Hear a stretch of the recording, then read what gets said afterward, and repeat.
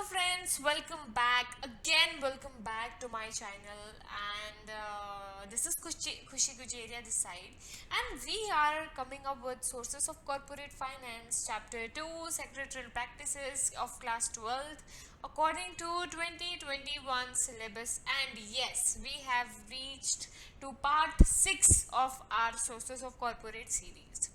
Okay, now is new which we are going to learn in this video. Okay, आपके घर पे आप काफ़ी अच्छी से कमा के आपका घर चलाते हो, आपके पेरेंट्स चलाते होंगे, करेक्ट?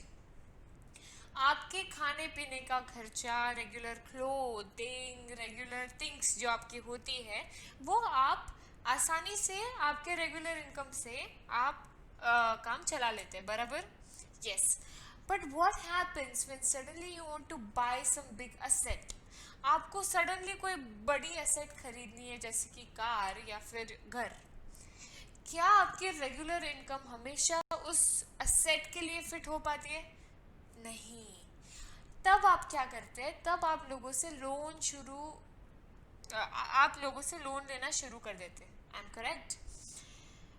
लोन लेते हैं, मतलब इसका मतलब क्या हुआ कि आपकी जो रेगुलर इनकम है वो फुलफिल नहीं कर पा रही है कहीं ना कहीं, तो आपको लोन लेना पड़ रहा है, करेक्ट? जैसे आप घर पे आपको कुछ बड़ी एसेट खरीदनी होती है इसलिए आप लोन लेते हो, वैसे ही हम बिजनेस में भी सिर्फ ओन्ड कैपिटल से हमारा काम कंप्लीट नहीं होता. हमें लोगों से बोरो भी करना पड़ता है. ये chapter sources of corporate finance, इस चैप्टर में हम अलग अलग सोर्सेस देखने वाले थे फाइनेंस के, कैपिटल के. तो हमारे मेजरली दो सोर्सेस हम देख रहे हैं. एक तो ओन्ड कैपिटल जो हमारी खुद की अर्निंग है, और दूसरा था बोरोड कैपिटल जो हम लोगों से बोरो करेंगे. एंड वैसे भी अगर आप आपके लाइफ में भी जब भी लोन लेते हो तो आप उस पर इंटरेस्ट पे करते हो. वैसे ही जैसे आप आपके लोन पर इंटरेस्ट पे करते हो, वैसे हम बोरो कैपिटल में इंटरेस्ट पे करते हैं. इस वीडियो में हम बोरोड कैपिटल कौन से है, और कोई तो भी एक पार्ट हम डिटेल में देखेंगे. वो एक पार्ट डिबेंचर्स है, हम अच्छे से इसे देखेंगे. So let's begin. सबसे पहले एक बार बोरोड कैपिटल का अच्छे से मीनिंग पढ़ लेंगे हम. तो देखो, सबसे पहले क्या दिया है? Only owned capital is not sufficient to carry on all business activities of a joint stock company. A company needs a borrowed capital to supplement its own capital. Very correctly said. आपके घर में जैसे सिर्फ आपकी earning कभी कभी काम नहीं कर पाती और आपको पैसे बोरो करने पड़ते हैं, वैसे ही एक जॉइंट स्टॉक, एक बड़ी कंपनी में सिर्फ ओन्ड कैपिटल से काम नहीं होता, कभी कभी आपको बोरो भी करना पड़ता है. The power to borrow money is normally exercised by board of directors of the company. जैसे आपके घर में आपके पेरेंट्स पैसे कितने और कहाँ से बोरो करने ये डिसाइड करते हैं, उनके पास वो पावर होती है, वैसे ही एक कंपनी में बोर्ड ऑफ डायरेक्टर्स के पास ये पावर होती है कि पैसे कहाँ से और कितने बोरो करने हैं. The capital may be borrowed for short, medium और long term requirements. कैपिटल हम या तो शॉर्ट या तो मीडियम टर्म या फिर लॉन्ग टर्म, अलग अलग हिसाब से हम आगे देखेंगे. इन तीनों के रिक्वायरमेंट के हिसाब से हम बोरो कर सकते हैं. Interest, very important point, interest is paid on borrowed capital. अभी तक जब हम ओन्ड कैपिटल देख रहे थे तो डिबेंचर्स को हम डिविडेंड पे कर रहे थे एज अ इनकम, बट अब यहाँ पे हम बोरोड कैपिटल में हम इंटरेस्ट पेमेंट करेंगे. It is paid at fixed rate. Interest जो भी होता है वो फिक्स्ड रेट पे पे किया जाता है. जैसे आपके घर पे आपके पास राइट है कि आपको कौन से बैंक से लोन लेना है, आपको बैंक से लोन नहीं लेना है, आपको संस्था से लोन लेना है, आपको कोई आपके फैमिली रिलेटिव से लोन लेना है, वैसे ही अब एक बिजनेस, एक कॉरपोरेट के पास अपना राइट होता है कि उसको कौन सी जगह से लोन लेना है. तो वो कौन से सोर्सेस है? तो सोर्सेस है डिबेंचर्स, सोर्सेस है डिपॉजिट्स, बॉन्ड्स, एडीआर और GDR, commercial banks, financial institutes, trade credits. काफ़ी सारे सोर्सेस हैं, हम ये सारे सोर्सेस ब्रीफ में देखेंगे. आपका सबसे इम्पॉर्टेंट और सबसे पहला सोर्स है डिबेंचर्स, जो हम इस वीडियो में कंप्लीट करेंगे. So let's start with the meaning of debentures. Debentures are one of the principal sources of rising borrowed capital to meet long and medium term financial needs. अच्छा, अभी आप बहुत सारे टाइप्स हैं, वो टाइप्स बेसिस के types के basis क्या है, या तो लॉन्ग टर्म के लिए होगा, मीडियम टर्म के लिए होगा, शॉर्ट टर्म के लिए होगा। तो डिबेंचर्स एक ऐसा सोर्स है जो लॉन्ग और मीडियम टर्म के लिए हमें फाइनेंशियल नीड्स प्रोवाइड करता है। द टर्म डिबेंचर्स, ये आपके एमसीक्यूज बेस्ड क्वेश्चंस के लिए बहुत इंपॉर्टेंट है। The term debentures has come from the Latin word debere which means to owe. ठीक है, A debenture is a document. एक document है given by the company as evidence of debt to the holders usually arising of indebtedness. एक document है जिसपे company लिख के देती है कि आपसे हमने इतना पैसा लिया है, इस पे हम इतना इतना डिविडेंड पे इस पे हम इतना इतना इंटरेस्ट डिविडेंड हम ओन्ड कैपिटल में ओन्ड कैपिटल के शेयर होल्डर्स को देते हैं, हम इंटरेस्ट देते हैं डिबेंचर होल्डर्स को। तो इतना इतना फिक्स्ड रेट ऑफ इंटरेस्ट हम आपको पे करने वाले हैं। After knowing the meaning of debentures, let us see very important part of debenture, that is features of debentures. कि भाई क्या है डिबेंचर्स के फीचर्स, क्या है, अच्छाई क्या है। तो अभी जैसे जैसे हम देखेंगे वैसे वैसे हम डिबेंचर्स को और क्लियर करते जाएंगे।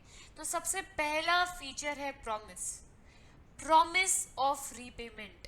Debenture is a promise by company that it owes specified sum of money to holder of the debentures. जब भी आप भी अगर किसी से लोन लेते हो, और अगर आप जिससे भी लोन लेते हो, अगर सामने वाले को अगर आप पे भरोसा है तब भी वो आपको लोन दे पाता है। वैसे ही डिबेंचर होल्डर्स को कंपनी प्रॉमिस करती है कि जितने पैसे मैंने आपसे लिए हैं उतने पैसे विद इंटरेस्ट में आपको पेमेंट करूंगा। फेस वैल्यू, यूजुअली हमने देखा था इक्विटी शेयर होल्डर्स की फेस वैल्यू यूजुअली कम होती है, वैसे ही फेस वैल्यू डिबेंचर होल्डर्स की कैसी होती है। The face value of debentures normally carries high denominations, it is ₹100 और मल्टीपल ऑफ 100। तो डिबेंचर्स की जो फेस वैल्यू होती है वो यूजुअली हाई होती है, शुरू ही होती है वो 100 से और हमेशा मल्टीपल ऑफ 100 की ही होती है। Time of repayment, debentures are issued with the due date stated in the debenture certificate. The principal amount of debenture is repaid on the maturity date. आपके पास जो डिबेंचर सर्टिफिकेट दिया होगा उस डिबेंचर सर्टिफिकेट पर डेट के साथ लिखा होगा कि आपको इस डेट पे हम आपको रीपेमेंट कर देंगे।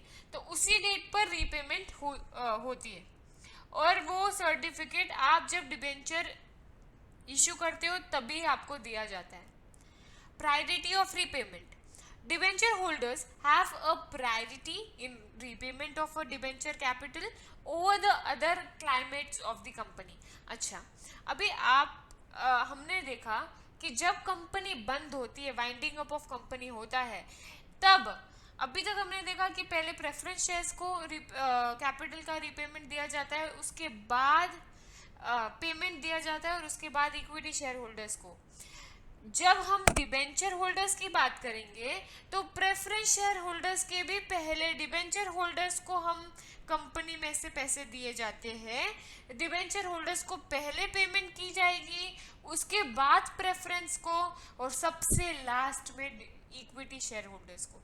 तो जब भी कंपनी वाइंडिंग अप हो रही है या फिर कंपनी का प्रॉफिट भी हुआ है तो सबसे पहला प्रेफरेंस हम डिबेंचर होल्डर्स को देंगे, उसके बाद प्रेफरेंस शेयर होल्डर्स को, उसके बाद इक्विटी शेयर होल्डर्स को। एश्योरेंस ऑफ रीपेमेंट, एश्योरेंस बहुत इंपॉर्टेंट है। Debenture constitute a long term डेप्ट, they carry an assurance of repayment on due date. आपको एश्योरेंस किया जाता है, डिबेंचर होल्डर्स को एश्योरेंस किया जाता है कि आपको हम रीपेमेंट करेंगे, और डिबेंचर्स आर लॉन्ग टर्म डेप्ट। ओके, अगला फीचर क्या दिया है, interest.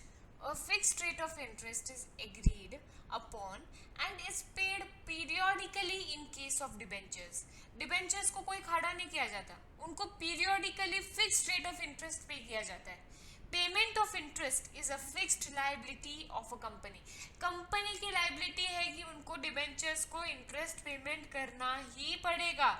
It must be paid by the company irrespective of the fact whether the company makes loss or profit. Company का लॉस हो या प्रॉफिट हो, आपने उधारी ली है, आपको इंटरेस्ट फिक्स रेट पर पेमेंट करना ही पड़ेगा। शेयर होल्डर्स के केस में वैसा नहीं था, डिबेंचर्स के केस में वैसा है, क्योंकि debentures are the borrowed source of capital of the company. अच्छा, अभी पार्टीज टू डिबेंचर्स, कौन सी पार्टीज इन्वॉल्व होती है जब हम डिबेंचर्स इशू करते हैं? तो सबसे पहले तो कंपनी जो डिबेंचर इशू करती है, फिर हम तीसरी बोलेंगे डिबेंचर होल्डर, उसके बीच में एक पार्टी होती है दैट इज ट्रस्टी। ट्रस्टी क्या है? A company had to appoint debenture trustee if it is offering debentures to more than 500 people. अगर 500 से ज़्यादा लोगों को कंपनी डिबेंचर इशू करा रही है तो कंपनी को ज़रूरी है कि बीच में एक डिबेंचर ट्रस्टी हो। This is a party through whom the company deals with debenture holders. Company direct debenture holder से डील नहीं करती, वो ट्रस्टी से डील करती है और ट्रस्टी डिबेंचर होल्डर से।